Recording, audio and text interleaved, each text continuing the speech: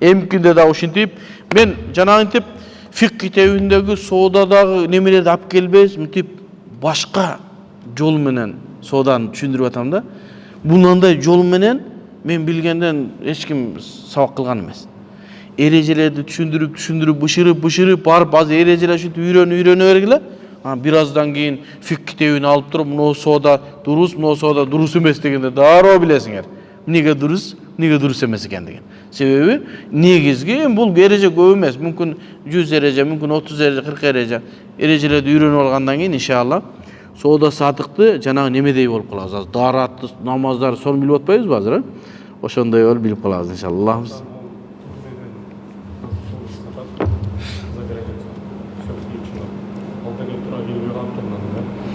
Тур ошол дагы эле жана уруксатка келип калып атат да. Эгер эрежеге салсаңыз дура эмес го, бирок адамдар ошого ынанып калды да. Бардыгы эле турду сатат. Барып сатып аласың, гостиницасын ушундай деп айтат, сен көргөн жоксуң. Ошого шариаттын эрежеси менен жанагы истихсан деген эреже менен дурус деп фатва беребиз иншалла. Жанагы үй боюнча белгисиз курул деп бирок адамдар акчасын берип, бирок ала албай, үйдөн ала албай, акчасын алып. Эми ал башка маселе эми. Азыр ал макул, бул сурооңузду түшүндүм таксын. Бирөөлөр акчаны берет, анан үйдөн да жок, акчадан жок калып калган болуп атат, ошого кандай жооп бересиң дейт. Эми ал бир акмактын алдамчылыгы менен биз муну соода шариатта дурус эмес деп айта албайбыз да. Андай алдамчылык сизге деле муну ал жок нерсе эмес. Машинеге мына муну машинени сатам, акчаңды бер деп туруп Аллаху акбар жок болуп кеткендер бар.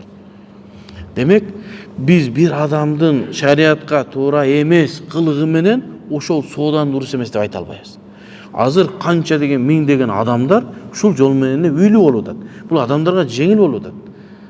Ошон үчүн жанагы шариатка туура эмес иш кылгандар алар ошол шариатка өзүлөрү жооп берет. Кеч бүгүн мага бирөө суроо берди. $35,000 Америкадан Toyota Highlander деген машина барбы? Ошондой машинени заказ кылган экен. Акчаны берген. Шундай эле да, жок нерсеге акча берген. Жолдо келет, машина жок. Ал айтат, мен салгам дейт, бияка келген жок дейт. Алып кеткен адам жок. Бисмилла. Эми тиги сурап атат менден. Ошол машиналар Кыргызстанга мына давно келмек дейт да. 2 айда келет экен го машина, 2 айда, 3 айда, 6 айда келеби? Меники уж апрелде келиш керек болчу, апрель, май, июнь, июль, август болгон атат мынакей. 4 ай, 3 ай. Мен 3 ай машинеси жок отурам дейт. Эми мен $35,000 эле талап кыламынбы, же болбосо мен машинем уже келип калган болот, мен башка жака айтсам. Эми ал машиненин баасы бул жерде азыр $45,000. Мен тигиден $45,000 талап кыламынбы, шариатта кайсысын суруксат дейт. Мен айттым, сизде эки эле жол бар.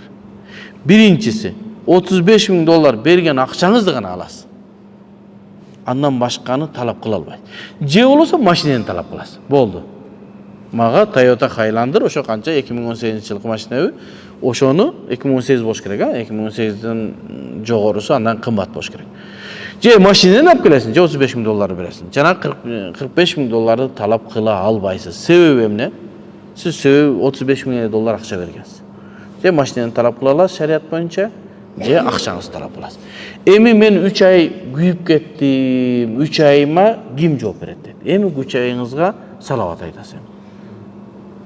Бая ортодо күйгөн нерсеге биздин шариатыбызда жанагындай убакыттын күйгөнүнө акча чегерилбейт. Мисалы үчүн бир айтат да, жолдо 2 машина урушуп кетти. Тиги таксист экен, бул жөнөкөй. Тигинин таксисттин машинеси 1 айга ремонтка кирип кетти. Ал айтты, мен ремонтун оңдоп берем, акмакчылык менден кетти десе, таксист айтат, жок, мен 1 айда күнүгө 2,5-3 миңден иштей турган болсом, 60,000 акча иштейт болчум. Сен мага ушуну төлөп беришиң керек. Шариатыбызда жок, кечир дейт, андай нерсе жок. Эми сабыр кыласың, сенин башыңа ушундай бала келди, сен машинаңды уруп калсаң эмес, бир жерден жыгылып түшүп элиңди оорутасаң деле 1 ай чыкмаган эмессиң. Анан эми бул кырсык. Сен машинаңды оңдоп бергенге ошо рахмат айткандагы, эми калганына эмне кыласың? Себеби жок нерсеге, кылынбаган нерсеге эмне кыла албайбыз? Акы талап кыла албайбыз. Бул жактан келген суроолорго жооп берели. Эгер силерде бар болсо, силердеги суроо мукаддам. Силер себеби убактыңыздарды кетирип ушул жерде отурасыңар. Бул жерде отуруп сабыр кылып белиңиздерди ооруп отурган бул чоң ибадат. Ошон үчүн силердин сурооңор башка жакта диванда жатып прямойдон көрүп суроо бербегенге караганда алдыраак болуш керек дейм. Аллахым ыраазы болсун. Машина алып саткан боюнчачы ар бир алган кишиге оформить этилиш керекпи же мисалы сатып бара эң этегинде биринчи саткан кишиден 4-3 алган киши оформить этип алса болору, ортодогу кишилер сөзсүз оформление кылыш керекпи өзүнө? Маселе сиз кимден сатып алып атасыз ошо? Мисалы базардан бир машина сатып алып атасыз, ал каяка оформить эткен болсо ишиңиз жок. Сразу өзүңүз оформить этип аласыз, болду. Ошо оформить этип албай деп бирөөгө сатып ортодо пайданы көрсө тиги кишиге оформить этип берип койсочу. Мындайча айтканда соода болуп туруп, баягы соода оформить этпей туруп эле бул тиге сатып ийип атабы? Доверенность менен сатып ийип атабы? Мындай эле ал эле. Анда кантип ал соодага тиги немеге барсак, нотариуска барсак, ошол сооданы дурус деп береби? Кыргызча эле сүйлөшүп алабыз. Жок, кыргызча деген маселе кетпейт. Кыргызча маселе кетпейт, Мындай болсо мен мисалы бир кишиден алам. Бир жуманын ичинде кайра башка бирөөгө сатып жиберем машинанычы. Анан барам да тигиден жасап алып өзүм. Эми азыр адамдардын арасында бул соода дурус эле болуп калды. Себеби мен ээсимин. Мен машинаны бул кишиге саттым, бирок менин атымда эле турат. Бул киши мага акчаны берди, мен буга машинаны өткөрүп бердим. Бул тиги кишиге сатып ийди. Себеби бул жерде менден машинаны сатып алып атканда, сатып алдым, саттым деп акчаны берип машинаны өткөрүп бергенден соода дурус болот. Ал эми мен атыма өткөрүп бериш бул жөн гана эмне? Жанагы кануний маселе. Биринчи хозяин келип доверенность жазып бер десе деген мага жолума келгениме кеткениме мисалы кейбир $200 кейбир жолдун акчасы. Эми ошол ортодогу маселени өзү аныктап алыш керек да. Сиз айтышыңыз керек да. Ушул сиз айткан маселе ушул адамдардын арасында болбош үчүн мен сизге машинаны саттымбы? А үчүнчү адам сизден сатып алып атканда ал айтыш керек. Сен машинаны өзүң өткөр, мен сенден алам. Же болбосо мундон болуптур, биринчи ээсинен машинаны өткөрүп алайын мен. Мен эчтекени билбейм, сен өткөрүп берме. Же болбосо мен ушу акчаны төлөйм, башканы билбейм деген ортодогу келишимге гана ылайык болот. Анан жөн эле мен биякта жүрөм, келбей атам деп адамдарды кыйнаган дурус эмес. Бир ушул кыргызча жана айтып атпайбы, кыргызча сооданын жамандыгы. Менин атым машина менин атымда турат, мен муну сатканмын, мунун акчасын алып машинаны бердимби? Бул барып туруп Кудайым сактасын, бир адамды урган болсо мени кармайт. Бунун машинесинен менден сатып алып кеткенден кийин, ассаламу алейкум. Бунун машинесинен наркотик чыкса, мени кармайт. Ошон үчүн соодада кыргызчылык эмес, эмне кылыш керек? Ортодо башым балеге түшпөсүн, азыр менден өткөрүп ал. Мен машинамды саттым. Өзүм жакын досум эле алды. Худду сиздин сүрөтүңүз болду. Ал мага акчаны берди, мен машинаны бердим. Мен досум муну өткөрүп берсем, сен доверенность жазбай кой, жок, доверенность жазып бербейм. Өзүм жакын досум, чок ажы. Кой досум дедим, мен доверенность жазбайм. Башка бирөөгө сатсаң, өзүң алсаң, кел сенин атыңа өткөрүп берем. Сен башка бирөөгө сатам десең, кел ошого сат, дароо атын өткөрүп берем. Доверенность билбейм. Себеби мен интернеттен окуп калдым. Бирөөнүн сүрөтүн жөнөтүп, айнана мен доверенность менен мына машинемди 4 жыл мурда бирөө сатып алып кетти эле. Дагы деле келбей атат, штраф мага түшүп атат депчи. Штрафы тиге түшүп экен. Себеби менин атымда да машиначы. Ошон үчүн ушундай нерсеге кош көңүлдүк кылбаш керек. Эптеп эле саттым дебей, нотариуска барсаңыз 1,5 миңге канча сом? Ошо менен дароо маселени чечип алыш керек. Себеби бир коркунуч бар. Мага дагы бир суроо келди. Грузиядан беришти окшойт. Бизде ушундай соода бар дейт. Бир машинени эки жака оформить этебиз дейт. Эки жака оформить этебиз дейт. Бир эле машиненин эки хозяйны бар экен. Кыргызстанга келип туруп бирөөгө оформить этип койгон. Ал Грузияда бир немеси бар экен. Хозяйны бар экен. Жанагы машинени бир алдамчылык жолу менен эки адамга оформить этет экен. Эми карап туруңуз. Грузияда бирөө bir адамды өлтүрүп туруп, жанагы машина менен качып кеткен болсо, ал машинаны саткан болсо, мен алып Кыргызстанга сатып алып келип туруп, башка ат менен оформление кылсам, анын моторунда номер бар экен, машинанын немеси бар. Изилдеп келип туруп, деп туруп, жана международный немеге тапшырса, кокой менен кыргызбай чыгат экен да. Иорданияда ушундай бир маселе болду, биз окуп жүргөнүбүздө. Bir bala maşinesini taşlap ketken, bir balaga taşlap ketken. Özü ayakta maşine mingenden keyin sözsüz maşineni satmayınca çıkmaysın. Bir balaga taşır sen bir nese kıl dep turup al çıkıp gele bergen. Tigi bala barıp turup Arapka satkanda Kırgız bala Arapka satkan maşineni. Al baranı politsiya karmagan. Politsiya karma maşinesini tutkanda içinden narkotik çıkan. Maşine kimdin atında? Palançayev, Tükünçö. Al kayakta Kırgızstanda.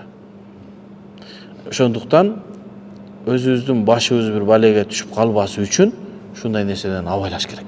Анан кийин жана досумдун машинесичи, мен саткан машина. Ал бирөөгө саткан экен, эч да эмес болуп, өзүм барып кемпирими ээрчитип барып ошол жерде кол коюп бердим. Азыр аялың алып барып алсаң да болбойт экен, Toylar bolsa, kimde hajayın bolsa, sotko bolsa hajayın. Hajayın жооп берет. Көрдүңүзбү? Ошон үчүн жана кыргызчылык эмес, өлөсүң, укмуш эми, Кудай сакта бир нерсе бирөөнү өлтүрүп койсо кандай проблемага түшөсүң? Наркотик чыкса андан да. Опугу сопугума түшсөң, өлдүң. Кудайым сактасын, а? Ошон үчүн эмне кылыш керек? Ар бир содабызды маселеге жеңилиш керек. Бар суроо бар жагы?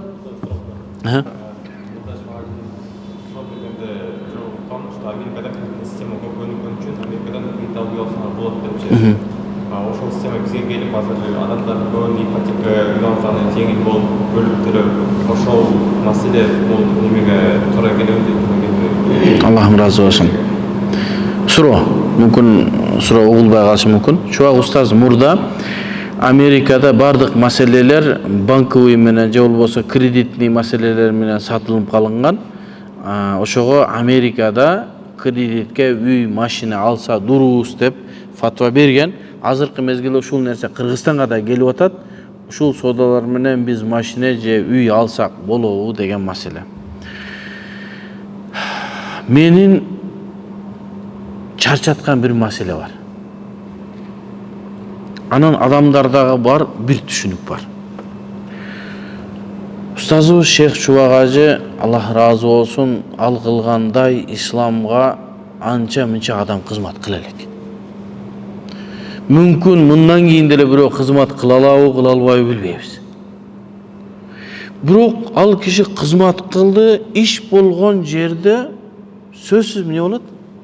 Кемчилик болот. Кээ бирки фатвалар бар болуп калып атат, биз ошону кайрадан жооп беришке туура келип калып атат. Чубак устаз аны кайсы максатта айтып ийген, же болбосо жанагы түз эфирде суроону түшүнбөй калып туруп, суроону башкачараак түшүнүп туруп, башка эрежеге салганбы, кээде эки эреже аралашып кеткен. Себеби адамдардан бизге суроо келсе, ал суроо бир Ханафи мазхабтагы эрежеге түшүрүп анан жооп беребиз да. Өзүңдүн оюңан жооп берсең, бисмилла, биринчи кадамың тозокко. Себеби ислам дини алымдардын, устаздардын ой пикири эмес. Ойлогула, мынтип отурганда суроого жооп берип атса, жок. Ар бир сурооңузга менин мээм силер суроо берип атканды издеп атат. Кайсы эрежеге түшөт? Эрежеге түшсө жооп беребиз. Билесиңер, так деп калганда билесиз, биле бериңиз ушу. Түшпөй атат эрежегечи. Анан Кудайдан коркпостон, анан ушу элдер мени билбейт экен, ушул дебесин деп, анан өзүм оюму айттым дегичең тозокко бир кадам. Эки жолу айттымбы, тозокко эки кадам жакын. Себеби билесиңер, эң биринчи тозокко түшүрүлө тургандар кимдер? Кудайым сактасын. Фатва бергендер, муфтилер. Ошон үчүн ойлобогула. Бул жерге чыгып алып эле суроого жооп берүү бизге жеңил, же болбосо сыймык эмес. Болгону ушундай абал болуп атат. Биз өмүрүбүздүн жарымынан көбүн ушул жолго жумшадык. Максатыбыз эмне? Адамдардагы маселени чечип берүүгө. Bizди Аллах Таала ушул нерсеге bizdi байлады. Эми биз өмүрүбүздүн акырына чейин элдерге жардам беришибиз керек. Анан кийин мен тозоктон корком, кой Кудай сактасын деп тоого чыйып кетсек, анда пайгамбарыбыздын башка хадиси бар. Бирөөндө илим болуп туруп, илимин жашырган болсо, кыяматта оттон болгон жүгөн менен жүгөндөлүнөт дейт. Буяка качсаң да өлөсүң, буяка. Ошон үчүн туурасы ошо элге жардам берип эле шариаттын маселелерин чечүү. Эгерде мен бир маселени айткан болсом, ал мурдагы устаздарга туура эмес келип калса, ал менин пикиримдеги бир эреже менен жооп берип атам. Мени айыптабагыла. Анан мен дагы мурдагы устаздар ушундай дептир, ал туура эмес болсо дагы эми ушу устаз дептир деп мен кете албайм дагы. Себеби мен эртең ага кыяматта жооп берем. Мурдагы устаздар жооп бергенине өзүнчө жооп берет. Мен жооп бергениме өзүмчө жооп берем. Ошого кээ бир маселелерде бизде кайчы пикирлер чыгып калып атат. Соцсет, башка жактарда, сен эмне минтип атасың? Чубак устаз мындай деген. Алла ыраазы болсун. Чубак устаз ушундай дептир. Бирок биз окуган илим менен башкачараак. Себеби илим деген кеңири.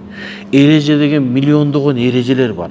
Адамдар берилген суроону эрежеге канчалык даражада туура түшүрүп калат, ошол маселе. Кече бир маселе болду. Сурооңуз бир аз узарып кетти, бирок жооп берем акырында. Өткөнкү сабагыбызда канча убакыт калды бизге? Бар экен, а? Өткөнкү сабагыбызда айтканбыз. Зина бул карыз. Эгерде сен зина кылган болсоң, аны сенин апаң же карындашың төлөп берет. Бул дүйнөдө төлөйт деген маселе айтылган. Мен ошону эрежелерге салып, өзүмдүн бар илимим менен жооп бердим. Жок, таксырым. Мындай болсо болбойт. Мен акмактык кылып, шайтанга азгырылып, зина кылган болсом, менин карындашым эмнеге төлөш керек ал? Менин апам эмнеге төлөш керек мен кылган ишке? Андай боло турган болсо, апа, карындаштар биздин жаныбызда жүрүш керек, муну каяка кетип атат? Бул бир зина кылып коюп, кийин мен азабын тартпайын деген маселе болуш керек да. Бул ислам деген нерсе жөн эле эмоция, нерсе эмес, эрежелер, закон.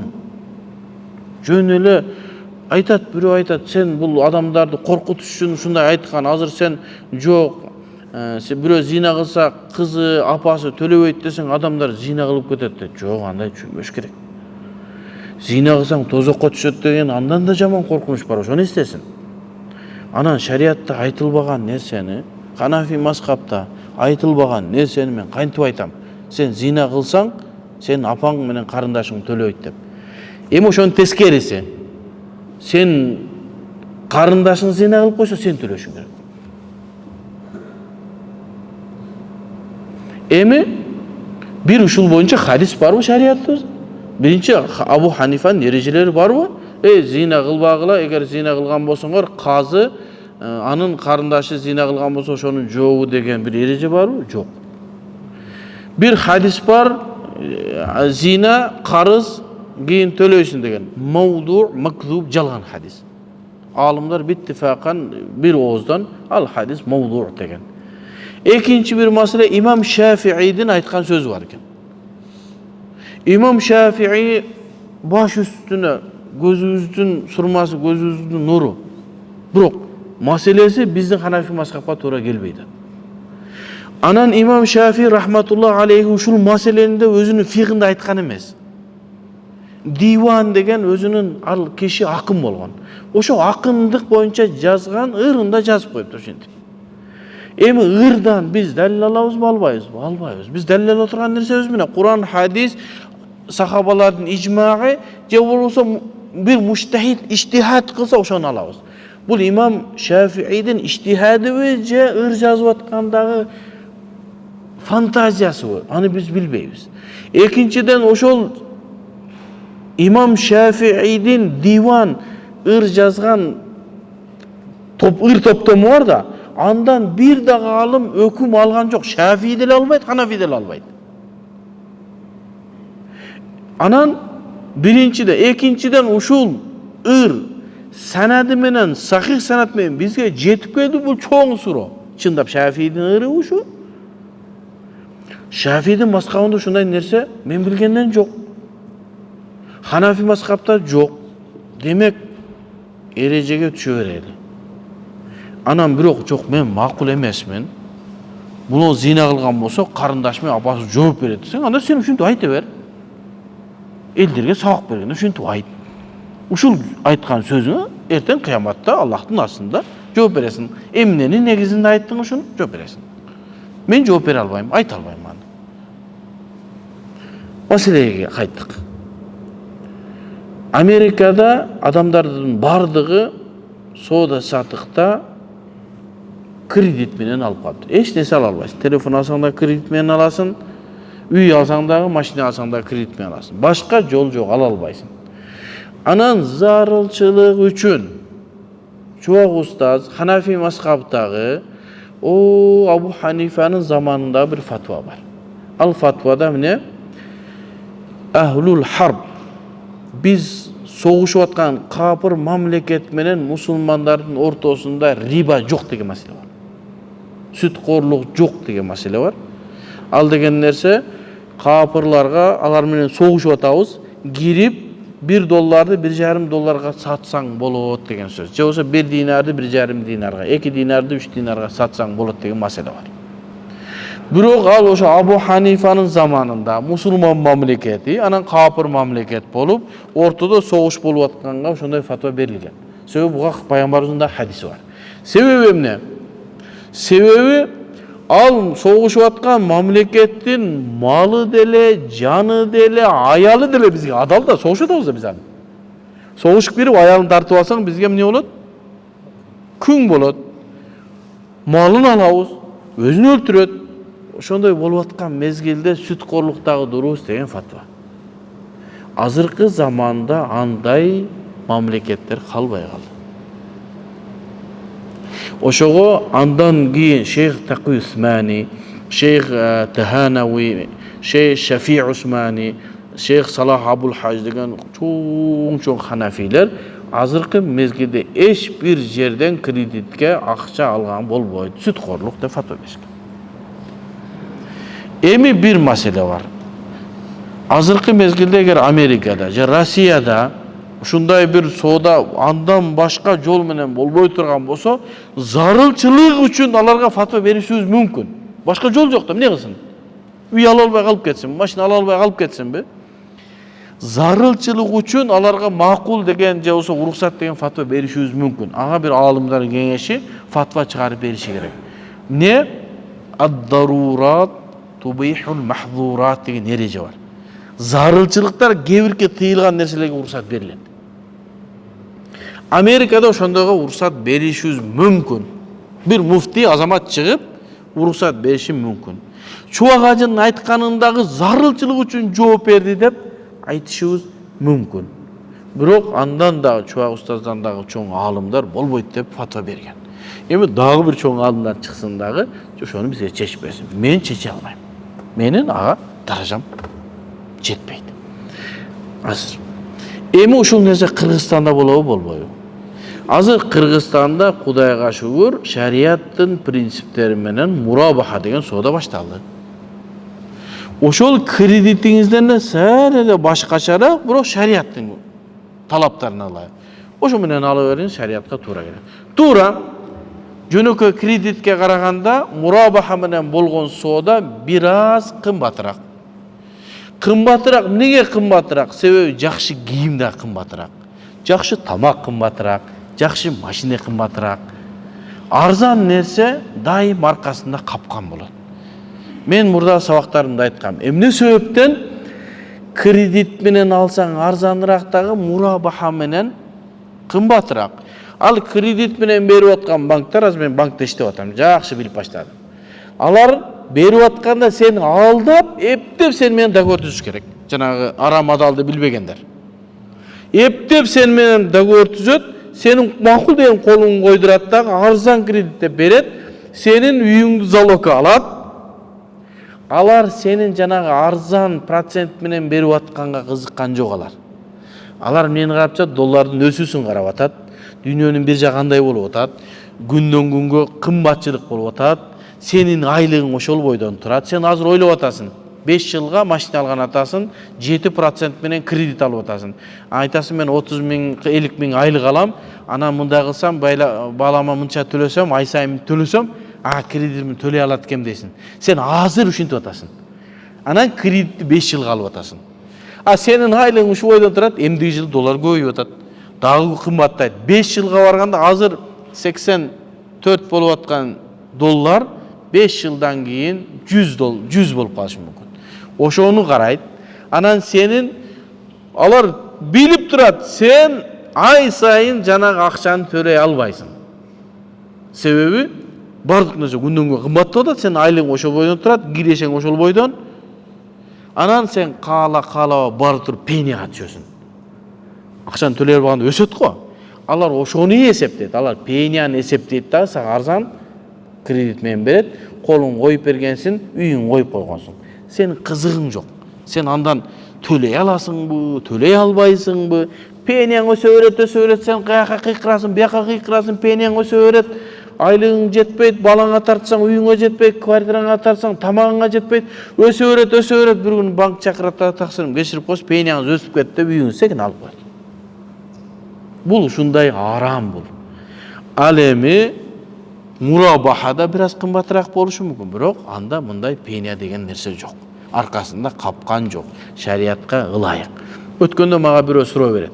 Эмне себептен мурабаханын акчасы кымбатыраак болуп атат дагы, жөнөкөй кредиттик арзан болуп атат. Шону алганыбыз жакшы го дейт. Мен айттым.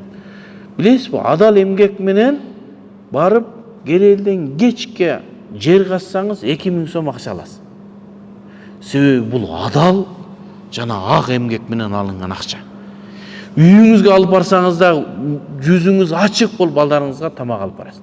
Ошол эле мезгилде эгерде азыркы бир кумарканага же бир жака кирсеңиз, мүмкүн 10 мүнөттө 5000 сом утуп аласыз.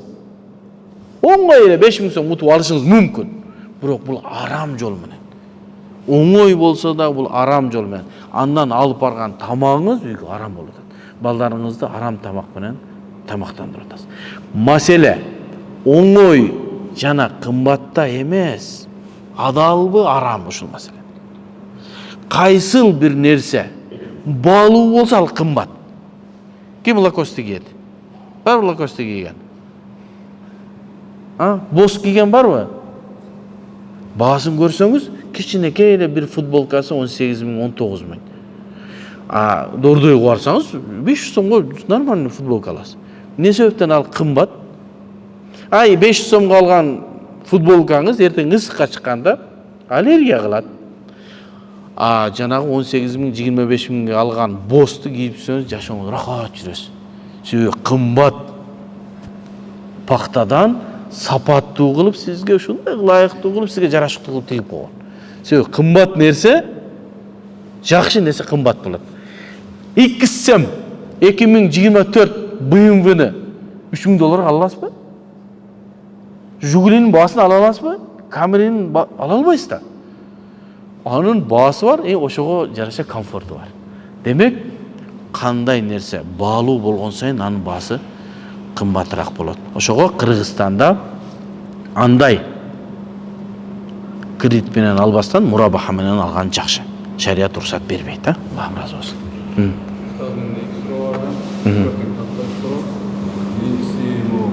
Азыр мамлекеттик болсо ошо ипотека үй болот. 5 жылга 4% менен 7% деңиз? Жок, мамлекеттик кызматкерлер. Ой, машалла. Мамлекеттик кызматкерлерге 4%. Жалпы адамдарға канча?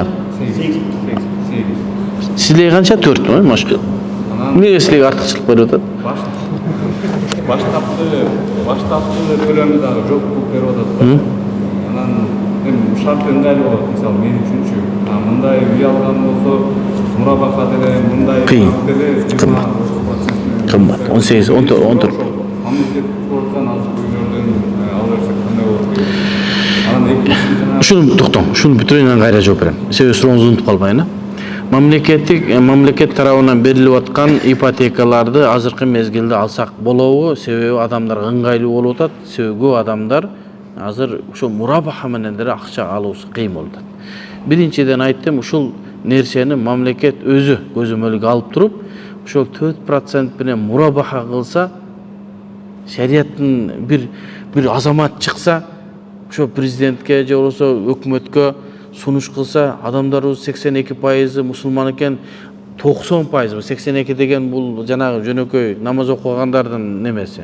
Бизде 90% мусулман болгон мусулмандарга ушулар харамдан жебесин, кегиле ушул мурабаханы 4% менен шарияттын уруксат немеси менен акысы менен, себеби банктар менен 14-15% кылып атат, алар пайда көрүсү келип атат да. Мамлекет ушул жол менен bir советник чыгып исламдын маселелерин түшүндүрүп, өкмөт жана президент bir кеңеш алып туруп, шуну 4% менен шарият жолу менен бере турган болсо, түбөлүктүү бейишке кире турган адамдар болот эле да. 30.000 квартира. Шуну bir ойлонуп чыгышса. Эми азыр бизде Кыргызстанда жаш алымдардан эсептелинген устаз Эмил Андартегин деген устаз бар. Ошол киши, мен адашпасам 6 ай мурдараак фатва берди.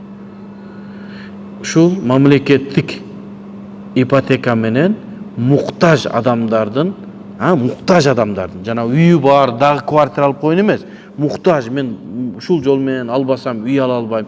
Бирөө жалгыз бой эне, бирөө жөн эле мамлекеттик жумушкер алып пара албайт, ак иштейт, айлыгы менен 30 жыл иштесе деле ал эмне кыла албайт, үй ала албайт, бизнеси жок. Ушундай муктаж адамдарга мамлекеттин ипотекасын алса болот деп фатва берди.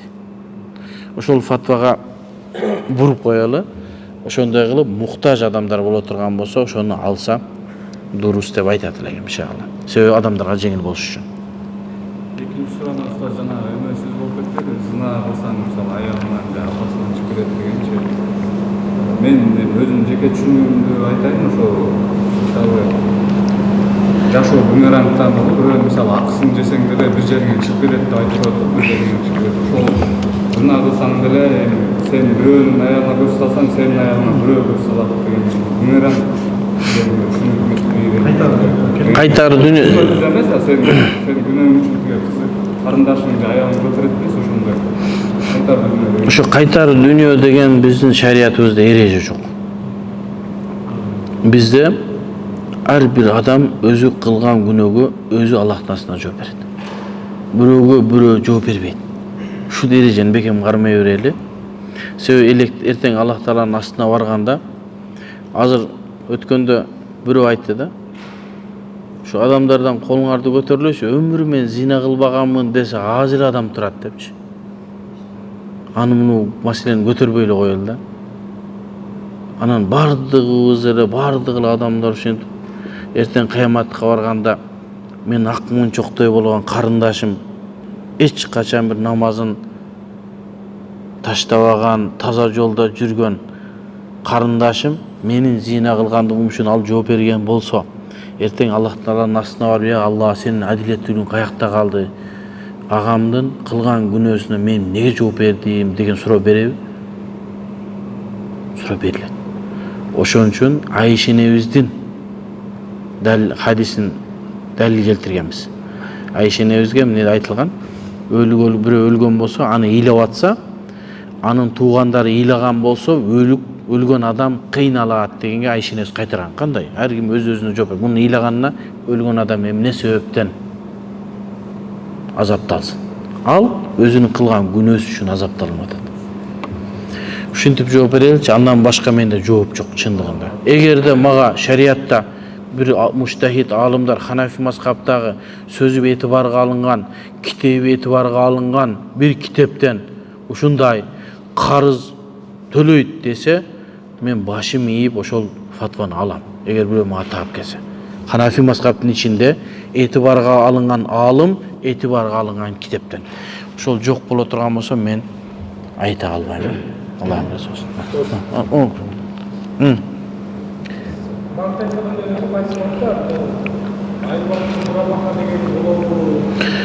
Айылбанктардагы биздин белгилүү устаздар иштеп атат. Мен адашпасам, Жорубай устаз Айылбанкта иштеп атат. Биз Эмбанкта иштеп атабыз. Мен, Эмил устаз, анан Тажидин устаз деген үчөөбүз Эмбанкта иштеп атабыз. Ал деген нерсе Эмбанктын бардыгы адал дегендик эмес. Эмбанкта ислам терезеси деген бир кичинекей несі аштық, адамдардың бары арамға кирип кетпесин, ушу кичинекейин дагы болсо адалдайлы деп. Ал жерде биз жума сайын отуруп ар бир маселени сааттап талашып, китепке, шариатка ылайык кылып карап берип атабыз. Карап бергенден кийин кайра текшерип атабыз. Ушул биз айткан нерсе ишке ашып атабы депчи.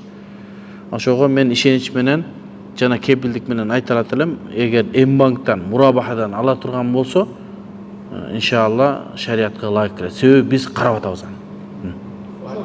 Виза маселеси кандай болот? Виза деп жанагы бизде банктарда пенияда болот го? Пеня жок аякта. Пения жок ошо. Жанагы Штраф. Төлөй албаган. 10 мүнөт убактыбыз калды. Сиздики менен сабак бүтүп калат. Шариатыбызда төлөй албай калса, себеби сиз мурабахага барып соода бир үй алдыңыз же машина алдыңыз, сизге 3 жылга алдыңыз, ошол акчаны 3 жылга ар ай сайын бөлүп берет. Ар айдын сиз бир күнүн тандайсыз, ошол күнү сизге кечиктирбестен эмне кылышыңыз керек? Акчаны төлөшүңүз керек. Эми кандай бир себептер болду, сиз кеч калып калдыңыз, ушул айда эмне болот? Десе, мына ушул жерде штраф төлөш керек деген маселе бар. Биз айттык, штраф төлөш керек десең эле шариатка каршы келет. Туруп эмес. Неге штраф төлөйт? Кеч калганын силер эме кыл. Десек жок деди. Маселени биз тереңирээк карабасак болбойт экен. Азыр бизде 1000 деген адамдар мурабаха менен алып атат. Мусулманы дагы бар, намаз окуганы дагы бар, намаз окубаган кыргызы дагы бар, адал экен алып атат. Анан убадага бекем турган кыргыз аз болуп атат. Анан кийин жок деп бере берсек, бул төлөбөй жүрөт, бул дагы төлөбөй жүрөт, бул дагы төлөбөйт, бунун үйүнө барам, жок качып кеткен, тигинин үйүнө барам, качып кеткен. Анда маселе жылбайт да. Анда банк же болбосо биздин сотрудниктер жана исламий принцип кечки адамдардын аркасынан, канча адамдын аркасынан биз чуркайбыз. Ушул маселени кантип чечебиз деп башыбыз ооруду. Жөн эле жөн коелук десек, міне адамдар жоопкерчилик жок экен азыр. Штраф кылайык десек шариатка каршы келет. Анан дүйнөдөгү чоң аалым Ханафи Шейх Такый Усманийдин маселесин алып келдик. Ал айтыптыр, азыркы мезгилде адамдарды тарбияга чакыруу үчүн ошол кечикпестен убадасына бекем туруп акчаны төлөш үчүн биз бир нерсе кылышыбыз керек. Кылбасак адамдар жоопкерчиликсиз акчаны алып кеп төлөбөйт. Кандай кылабыз деп туруп анан Шейх Такый Усмани бир маселени сунуш кылып туруп, ошону биз кабыл алдык. Ал кандай сунуш? Сизди айтайын. Машина алдыңыз, сиз айттыңыз, мен ай сайын төлөйм дедиңиз. Ошол жерде ай сайын төлөбөй калсаңыз дейм мен. Сиз төлөйм дейсиз. Жок, төлөй албай калсаңыз. Анда сизге бир сунуш. Мен төлөй албай калсам, өзүмдүн каалоом менен мынча акчаны садака берем деп өзүңүз мойнуна алдыра турган кылдык. Сиз өзүңүз айтасыз, мен паланча айып түкүнчө кеч калып калсам, өзүмдүн каалоом менен мынча сомду жанагы чыгарып берет. Канча кеч калсам 1000 сом же ушунча сомду өз каалоом менен садака кылам деп кол коюп бересиз. Сиз өзүңүз милдеттеме алдыңызбы? Бул сиздин ишиңиз. Шариатка каршы келбейт. Айтыңыз, мен бир мусулмандарга орозодо бүтүн бардыгына мен ооз ачырам деп милдеттеме алдыңыз. Сиз өзүңүздүн ишиңиз. Милдеттеме алдыңызбы? Сиз өзүңүзгө милдеттеме алдыңыз. Банк сизге милдеттеме берген жок. Эми сиз кеч калып калдыңыз, жанагы акчаны бересиз. Аны банк бир тиын да калбайт. Эгер банк алса эле арам болду. Банк аны албайт. Биз албай турган кылдык ошону. Кимге кетет? Садакага кетет. Жетимдер үйүнө кетет, ооруларга кетет, мунжуларга кетет, карлар үйүнө кетет. Мындайча айтканда, сизди биз мажбурлап койдук. Сен кеч калсаң, мажбур садака кыласың. Анан ал айтат, кой, мажбур садака кылгандан көрө, анда ошо акчаны бияка төлөйүн да тезирээк кутулайын деп, адамдар убадага бекем болуп, шу жолун таптык. Башка жолун билсеңиз айтыңыз бизге. Тура эле, Аллахым разы болсун.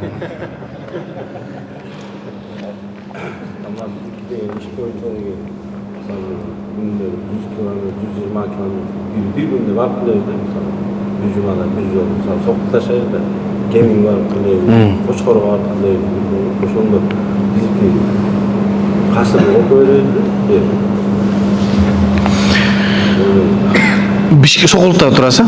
Сокулуктун чегарасынан чыктыңыз, же ошо өзүңүз эсептейсиз. Сокулук үйүңүздөн эсептейсиз. Бара турган жериңиз Кеминге канча километр? 120-дан ашат. 120-дан ашыкпы? Демек сиз мусапырсыз. Эми Сокулуктун чегарасы бар да, Сокулук бүттү деп крес кылып койгонго, ошол жерден өткөндөн касыр окуй бересиз. Жолда касыр окуйсуз. Кеминге барганда касыр окуйсуз. Эгерде Кеминге баргандан кийин кеминде 15 күн же андан көп туруп ниет кылсаңыз, дароо толук окуп баштайсыз. Жок, ишти бүтүрүп эле кайра кайтам десеңиз, кайра эмне кылып баштайсыз? Касыр кылып баштайсыз. Сокулуктун чегарасына чейин. Чегарасына киргенден кийин намазыңызды толук окуп баштайсыз. Сүннөттөрдү толук окуйсуз. Аны түшүнүп аны мисалы дайыма барып келип атат да. Мына жакшы экен да сизге кыскартып окуй берсеңиз жакшы эмеспи? Мисалы жума сайын мисалы мындай болуп. Жума сайын 4 жолу барбайсызбы? Боло берет. Көлгө барасың, 3 күн 4 күн иштеп кайра келесиң. Ошол Бул бардыгына касыр окуй бересиз. Сизге жеңилдик. баягы аштака болсо деген ал касыр окубайт деп. Жок, кечирип койсун мени ушулар. Жок. Билбейм, ошолор бир жерден китепти алып келсин. Айтып коюң, Олжобайдын номери бардыгына белгилүү. Ошону жазып ийсин, почтальондорго ушундай кылып касыр окуп алса болот. Муну китепте бар экен десе, кийинки сабакта чыгып мен сөзүмөн кайтам да ошол кишинин сөзүн алам. Бизде бөлүп барабыз, бөлүп ата-энебизден алабыз. Ата-энебизден жүрсө касыр болот. Жана ата-энеңиздин үйүңүз сиздин үйүңүз болот. Сиздин аялыңыз кайсы жерде болсо, ошол сиздин үйүңүз болот. Калганын бардыгына касыр окуйсуз. Эгерде көлдө деп атасызбы?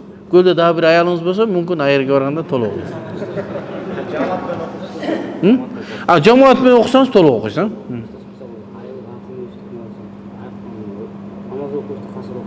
Кана аялыңыз каякта? Аялыңыз каякта? Үйленелек болсоңуз, анда бул жерде Бишкектеги үйүңүз сиздин убактылуу мекениңиз болот. 15 күн андан көп турган бул жерде толук окуй бересиз. Негизги үйүңүз атайыңыздын да, ошеде да, ошо кайта турган жериңиз ошо эле, үйлөнгөн, тойду ошо жерге кыласызбы? Үйлөнгөндө бизди чакырың, ошо жерге барганыңызда толук окуп баштайсыз. Ал сиздин негизги үйүңүз болуп эсептелинет. Үйлөнүп, бөлүнүп чыгып, аялыңыз менен Бишкекте жашап атсаңыз, көлдө жашап атсаңыз, демек ал үйүңүз жокко чыкты. Үйлөнүп, башка жерге мекен алып келгениңизден кийин. Азыр. Айлыкта иштегендечи, эме болот го. Бир айга 30 миңге 40 миңге анан чыкпай калган күндөрүндө мисалы кемит го. Кээде чыкпай калган күндөрүндө кандай эсептеп бере берсе ошо адалбы? Негизи айлыкты алып атканда ошол сиздин келишимиңиз кандай болот? Ал муслимун ала шуру дейм, мусулмандар өзүнүн шарттарында. Сиз шарт договор түзүп атканда мен келбей калган күндөрүмөн айлык бербей эле коесуңар деп өзүңүз кол коюп берсеңиз башка кийинге милдеттүүсүз. Бирок негизи сиз бир айга өзүңүздү тапшыргандыгыңыз үчүн ал күнү мисалы үчүн ал жакта иш жок болуп калса, жөн эле отурдуңуз. Сиз бир айга өзүңүз тапшыргансыз, ошол жерде отурдуңуз, иш барбы жокпу, сиз айлык толук төлөшүңүз керек. Ал эми сиз өзүңүз келбей кала турган болсоңуз, ал сизден кесек да, аны ошол жактан кыскартканга акысы бар. Берип койсо, алардын айкөлдүк болот, сиз бисмилла деп иштетебиз, адал болот.